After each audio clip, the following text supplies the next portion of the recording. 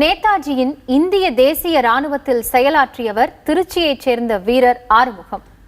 விடுதலைக்காக போராடிய காலகட்டங்களை கண்முன் கொண்டு வரும் இந்த விடுதலை போராட்ட வீரரின் நினைவலைகளை பார்க்கலாம்.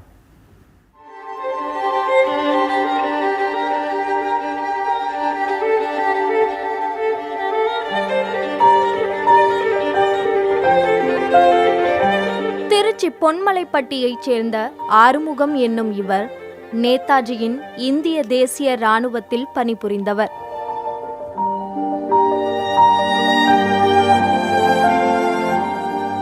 ஒன்பது வயதில் பர்மா சென்ற இவர் நேதாஜியின் எழுச்சி உரைகளால் கவரப்பட்டு 19 வயதில் இந்திய தேசிய ராணுவத்தில் சேர்ந்துள்ளார்.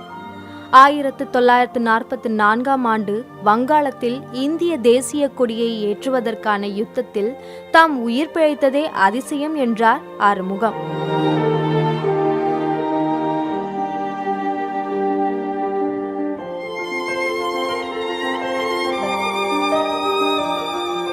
ரெங்கோன்லேருந்து ஆக்கியாப்புங்கிற ஊருக்கு போகும்போது பங்களாதேஷுக்கு தான் அடித்து போகும்போது அங்கே போய் தான் 1944 இந்திய தேசிய கொடியை அங்கே ஏற்ற முடிஞ்சிச்சு. ஏந்திட்டு அதில் திருப்பி யுத்தத்துலேருந்து திருப்பி வரும்போது 600 பேர் போயிட்டு 7 பேர் தான் திருப்பி வந்தோம். அதில் நான் ஒரு ஆள். நான் தான் சின்ன வயசுக்காரன். இப்படியெல்லாம் யுத்தத்தில் சில நஷ்டம் ஏற்பட்டாலும் சிப்பாய்கள் போனாலும் தண்ணியில் அப்படியே மிதந்து போய்கிட்டு இருப்போம். ஒரு கயிறு கட்டி ஏறுவோம்.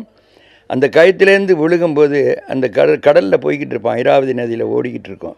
அவனை பற்றி சிந்திக்கிறது இல்லை. சிந்தனையெல்லாம் நான் போக வேண்டிய இடத்துக்கு போகணுங்கிற இடத்துக்கே போயிடுவோம்.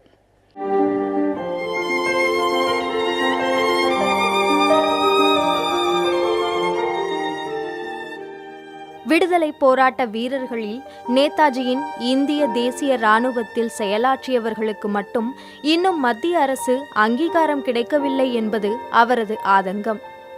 நேதாஜிக்கு மணிமண்டபம் கட்டவோ அவரது படையில் பணிபுரிந்த வீரர்களை கௌரவிக்கவோ அரசு முன்வராதது வருத்தமளிக்கிறது என்கிறார் ஆறுமுகம்.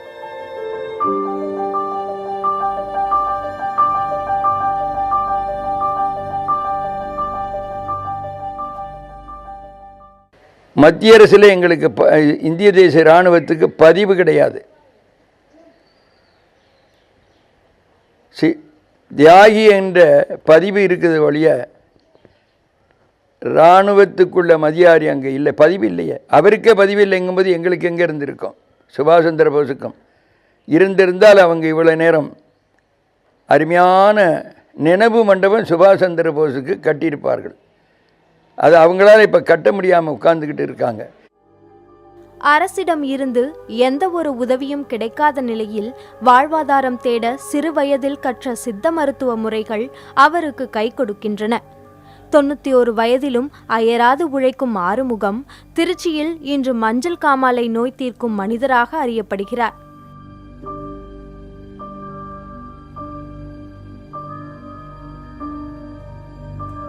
ஆங்கிலேயர்களிடமிருந்து இந்தியாவிற்கு சுதந்திரம் பெற்று தந்ததில் இந்திய தேசிய இராணுவத்திற்கு மிகப்பெரிய பங்கு இருந்ததை அனைவரும் அறிவார்கள்.